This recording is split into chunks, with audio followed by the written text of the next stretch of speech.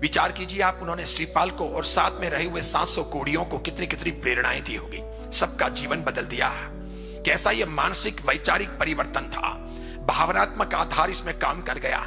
एक महिला अपनी जिंदगी में क्या कर सकती है, इसका जीवंत उदाहरण है। आप सब भी महिलाएं हो, माताएं हो, बहनें हो, सबसे पहले आपको संकल्पित होना है। संकल्पित होकर के हमारे घर की धारा को, घर के पुरुषों को, घर के बेटों को, बेटियों को, घर के बुजुर्गों को बदलने की कोशिश करनी चाहिए। माताएं जो काम कर सकती है वो दुनिया में कोई नहीं कर सकता है। ये जैन परंपरा का समग्र इतिहास माताओं से ज्यादा पल्लवित हुआ है। जितना जैन धर्म के विकास और उन्नति में माताओं का योगदान है उतना पुरुषों का नहीं है। पुरुष पीछे हैं, माताएं आगे हैं। माताओं ने जो काम किया है, महिलाओं ने जो काम किया है वो पुरुष नहीं कर पाए। पुरुषों का जगाने का काम भी महिलाओं ने किया है। आज भी वर्तमान में देखिए, जितना पुरुष वर्ग धर्म करता है उससे महिला वर्ग ज्यादा है। प्रवचन में भी महिलाएं ज्यादा, देववंदन में भी महिलाएं ज्यादा, पूजा करने में महिलाएं ज्यादा, सामायिक में प्रतिक्रमण में महिलाएं ज्यादा। पुरुष तो बातें ठोकने में आगे, सामायिक करने में तो मौत आती है इनको।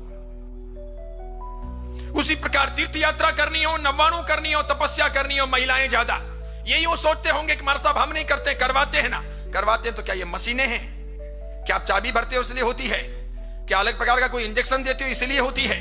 इनका दम खम है, इनका संकल्प है, इनके मन में ऐसी भावनाएं हैं बहुत गजब की, और इनकी परंपरा बड़ी निराली है। महावीर भगवान ने इन बाबतों के अंदर बहुत जोरदार कहा है।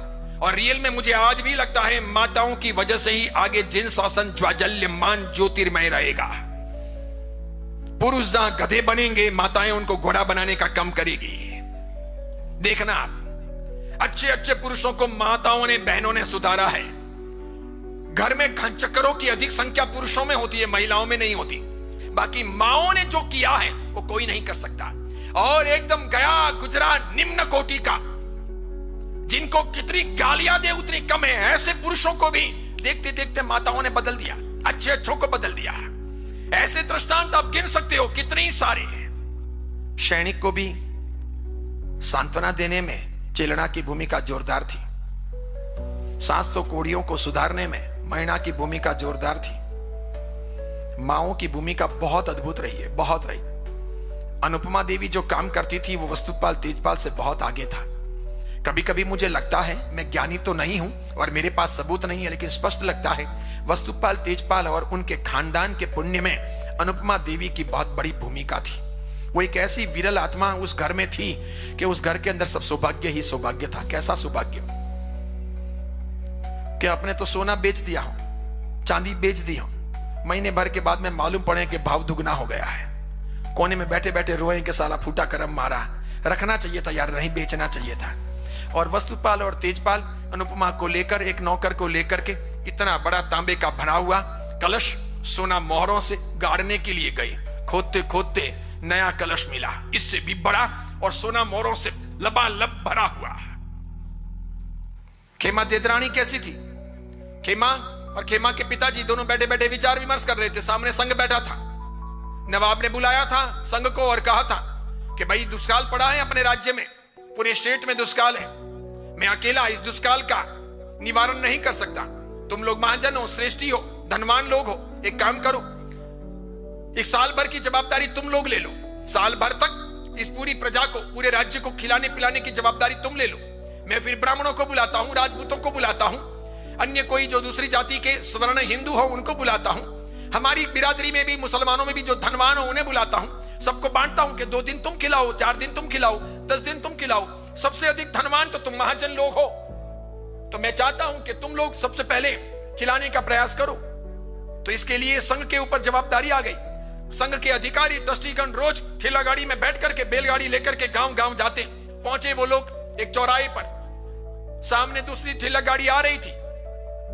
फटे पुराने चीथड़े, पुराने जमाने के, सब घी तेल में जैसे हुए हुए, चींगते चींगते। तो के खेमा का गांव कौन सा है? तो के क्यों? तो के उसके पिताजी से और उससे मिलना था, तो वहां जाना है। तो के यही गांव है जहां से मेरी बैलगाड़ी आई है, वही गांव है। चलो मैं आपको खेमा के घर छोड़ता हूं। पहुंचे खेमा के वहां पर, फटाफट खेमा ने बैलगाड़ी रोकी, अंदर गया। वो खुद ही खेमा था। जाके पत्नी को और मां को कहा मेहमान आए हैं, श्री संघ पधारा है। पूरे घर में घी की, शुद्ध गाय के घी की अद्भुत खुशबू आ रही, जोरदार, गर्मा गर्म मालू पेन वगैरह सब बने, सीरा वीरा तैयार हुआ, शुद्ध घी में पूड़ियां मुड़ियां तली जा रही, अच्छा चूरमा उरमा करके सबको खिलाया।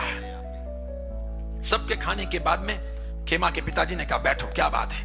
इन लोगों ने, पंचों ने बात कहनी शुरू की कि नवाब ने बुलाया है, कहा 1 साल की जवाबदारी तुम महाजन लोग लो, तो फिर अगर नहीं लेते हो 1 साल की तुम जवाबदारी, तो तुमको जो दुनिया शाह कहती है वो पदवी में वापस ले लूंगा। शाह, शाह यानी शाहूकार, सेठ, बड़ा आदमी। ये बात पास के रसोड़े में काम करती करती खेमा की पत्नी देदरानी ने सुना। सुंदर ओढ़नी ओढ़ी हुई, रुमुक चुमुक घुघरू की आवाज आए, ऐसी तोड़ियां, ऐसे गले के हार, ऐसे कमर के, उसके अपने जोरदार कंदोरे वगैरह और बाजूबंद, एकदम ये महारानी जैसी खुशबूदार, लेकिन पूरा घूंघट वगैरह निकाला हुआ, और आई चूड़े उड़े पहने हुए, आई वहां पर पहुंची और घूंघट के अंदर ही बोली, क्या सोचते हो कि इतने सारे नीचे अपने कलश भर करके रखे हुए सोना मोहरों के कब काम आएंगे, जब पूरे समाज के अंदर यानी पूरे राज्य के अंदर दुष्काल है, लोग भूखे मर रहे हैं, और आप दोनों बाप बेटा बैठे बैठे सोच रहे हो कि 1 दिन लिखाएं 2 दिन लिखाएं। अरे छोड़ो, संग से कहा इधर आओ, चलो मेरे साथ नीचे। खाने में ले गई, कहा जितना चाहें आपकी बैलगाड़ी में आता हूं उतना उठा लो, जाओ 1 साल के पूरे नाम हमारे लिख दो, किसी को कहने की जरूरत नहीं है, कहीं जाने की जरूरत नहीं है, नवाब से कह देना 1 साल का खर्चा खेमा देगा। उस दिन के बाद में वो खेमा पिताजी के नाम से नहीं, श्रीमती जी के नाम से प्रसिद्ध हुआ। नाम पड़ा खेमा देदरानी। देदरानी कोई उनकी सरनेम नहीं, देदरानी कोई उनका गोत्र नहीं, देदरानी उनके पिता का नाम नहीं, देदरानी उनकी पत्नी का नाम। इतना दिया, इस कदर जिए।